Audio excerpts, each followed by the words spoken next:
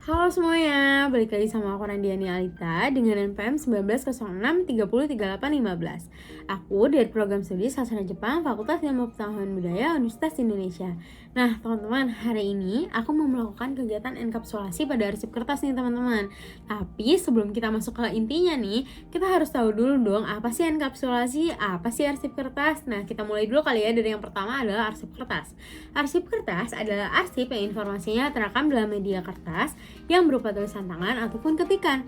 Jenis arsip kertas adalah arsip tekstual seperti paper records, basic records, conventional records, human readable records, unreadable records, dan juga hard copy. Selain itu juga ada arsip kartografik dan arsip kearsitekturan. Nah, teman-teman, kalian tahu gak sih kalau misalnya arsip kertas itu perlu banget kita pelihara dan kita jaga dengan sebaik-baiknya, karena arsip kertas mengandung informasi yang penting di dalamnya.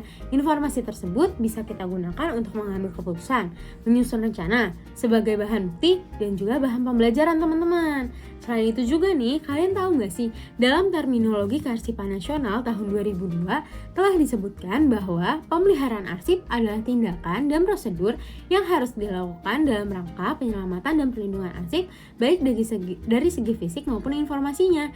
Dalam arti luas, pemeliharaan arsip juga mencakup kegiatan pelestarian arsip atau yang biasa disebut juga dengan kegiatan preservasi arsip. Nah, teman-teman, selain itu juga kalian harus tahu nih tujuan dari pemeliharaan dan perawatan arsip. Sesuai dengan tujuan penyelenggaraan kearsipan di dalam Undang-Undang Republik Indonesia Nomor 43 Tahun 2009 tentang kearsipan, di pasal 3 disebutkan bahwa untuk menjamin keselamatan dan keamanan arsip sebagai bukti pertanggungjawaban dalam kehidupan bermasyarakat, berbangsa, dan bernegara, serta meningkatkan kualitas pelayanan publik dalam pengelolaan dan pemanfaatan arsip yang otentik dan terpercaya. Nah, gimana tujuannya? Pasti mulia banget dong teman-teman, ya kan? Makanya arsip-arsip yang kita punya nih di rumah harus kita jaga dan kita pelihara dengan sebaik-baiknya ya. Nah, kalian udah tahu belum? Apa sih yang termasuk kegiatan pemeliharaan dan perawatan arsip? Pemeliharaan dan perawatan arsip kertas meliputi kegiatan yang berkenaan dengan tempat penyimpanan, peralatan yang digunakan, penggunaan rak penyimpanan, penggunaan sistem pendingin udara, dan penggunaan bahan-bahan kimia untuk mengusir serangga. Salah satu jenis pemeliharaan dan perawatan terhadap fisik arsip adalah dengan memperhatikan cara penyimpanan arsip, cara membersihkan arsip, pengadaan, dan cara mengatasi arsip yang terbakar, basah, ataupun terendam air, teman-teman. Gak cuma itu aja, ketika kita sedang memelihara dan merawat arsip, kita harus memperhatikan beberapa prinsip-prinsip berikut ini, teman-teman. Prinsip-prinsip yang harus dipegang dalam proses pemeliharaan dan perawatan arsip kertas adalah menjaga keaslian bentuk arsip, bahan serta proses tidak merusak arsip, dapat dibalik, yang maksudnya dapat memungkinkan arsip kembali seperti keadaan semula, dan juga pencatatan data arsip serta penyimpanannya. Nah, terus gimana ya kalau misalnya kita belum punya ilmu nih buat merawat dan menjaga arsip, udah terlanjur rusak? Apa yang harus kita lakukan ya? Nah, ada banyak banget alternatif yang bisa kita gunakan untuk menyembuhkannya, yaitu dengan kegiatan deasidifikasi, menambal dan menyambung, paper splitting dan sizing, leaf casting, penjilidan, dan juga enkapsulasi. Nah itu. Ngomong-ngomong soal enkapsulasi, kalian udah tahu belum apa itu enkapsulasi? Enkapsulasi merupakan salah satu kegiatan merawat dan memperbaiki arsip kertas yang mudah dan dapat dilakukan oleh siapapun dan dimanapun. Teknik enkapsulasi merupakan salah satu cara untuk memelihara arsip dengan cara menggunakan bahan pelindung untuk menghindari kerusakan fisik pada arsip. Barang-barang yang biasanya dilakukan enkapsulasi adalah arsip-arsip yang dapat rusak karena faktor usia dan pengaruh polusi udara serta zat asam, dan juga arsip yang berlubang karena dimakan serangga. Nah, sebelum arsip dilakukan enkapsulasi, harusnya arsip yang akan diperbaiki harus ada di dalam kondisi yang bersih, kering, dan bebas asam ya teman-teman. Nah, kita langsung masuk aja yuk ke tutorialnya. Teman-teman, kita siapin dulu yuk alat dan bahan yang dibutuhkan. Ada arsip kertas yang akan dienkapsulasi, plastik mika atau polyester, kain lap, pemberat, double tip, penggaris besi, gunting kuku, dan juga cutter. Oke, kita masuk ke tutorialnya. Yang pertama, kita lap dulu plastik mika yang telah disediakan. Setelah itu, kita ambil dokumen yang akan kita enkapsulasi dan dibersihkan juga bagian depan dan bagian belakangnya, teman-teman. Setelah bersih, kita taruh di atas plastik mika dan disesuaikan posisinya. Setelah sesuai, kita taruh pemberat di atasnya agar tidak bergerak-gerak ya. Tahapan selanjutnya, kita siapkan double tip dan diukur sesuai dengan panjang dari dokumen yang kita punya. Hal ini dilakukan di keempat sisinya, teman-teman. Nah, setelah semua sisi udah kita double tip, sekarang waktunya kita memastikan apakah dokumen udah di dalam posisi yang pas atau belum.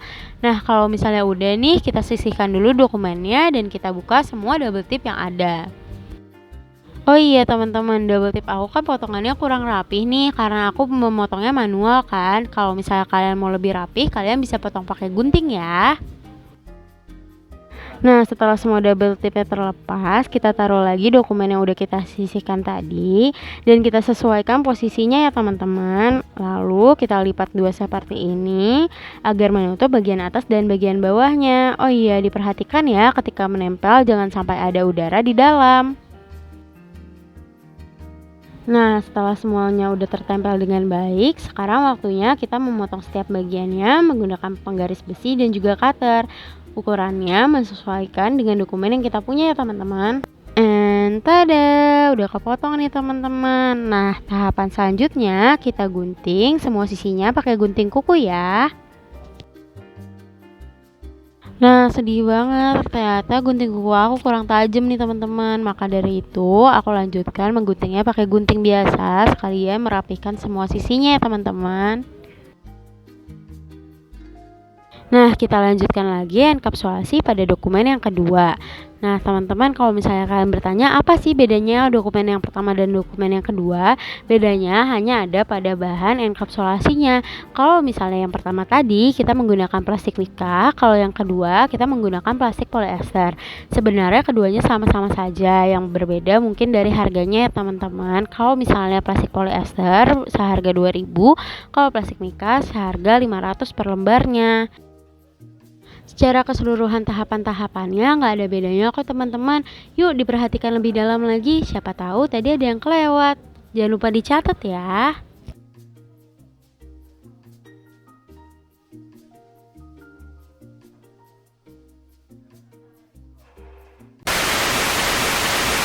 Iya, balik lagi sama aku teman-teman. Gimana kegiatan enkapsulasinya? Gampang banget dong ya kan? Bisa kan kalian ikutin step by stepnya sendirian? Ya iyalah, kegiatan enkapsulasi bisa dilakuin sendirian, di mana aja, kapan aja, dengan harga yang murah. Tapi jangan sedih walaupun harganya murah tapi dia nggak murahan, karena dia bisa jaga informasi yang ada di dalam arsip kamu supaya tetap terjaga, dan juga dia bisa menjaga fisik arsip kamu supaya seperti sedia kala.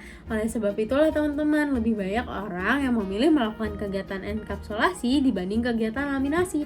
Kalau kegiatan laminasi, dia dikasih panas dan merubah fisik arsip kamu menjadi lebih kaku kan, dan tidak bisa dikembangkan seperti sedia kala. Nah, itu kelebihan dari kegiatan enkapsulasi dibanding kegiatan laminasi. Nah, kira-kira apa lagi ya informasi yang harus aku kasih? Kayaknya udah kali ya. Aku tahu kalian tuh udah gak sabar kan untuk melakukan kegiatan enkapsulasi pada dokumen-dokumen lainnya ya kan. Makanya aku gak mau ganggu. Mungkin segitu aja informasi dari aku hari ini. Sampai jumpa di lain waktu. Dadah!